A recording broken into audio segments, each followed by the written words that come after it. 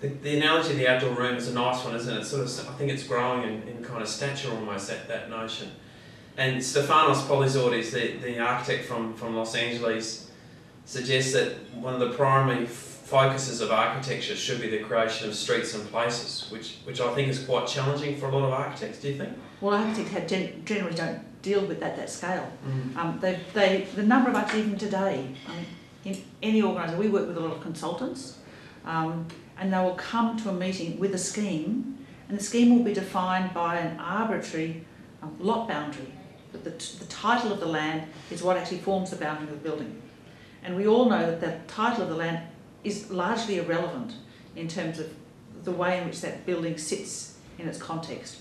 And the city itself is, and probably what you suggested is urban design, the design of public spaces and streets. I agree entirely with that. Streets for people as opposed to streets for cars. I think streets for cars is an engineering response. But how do we design all of those streets and public spaces as the living room of our cities?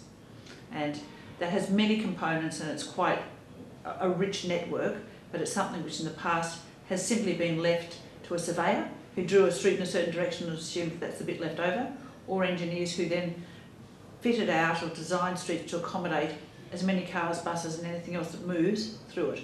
We should be designing those spaces so that people can actually stay there, enjoy them, and as densities become higher, it becomes more critical that those spaces, those outdoor spaces, are better used.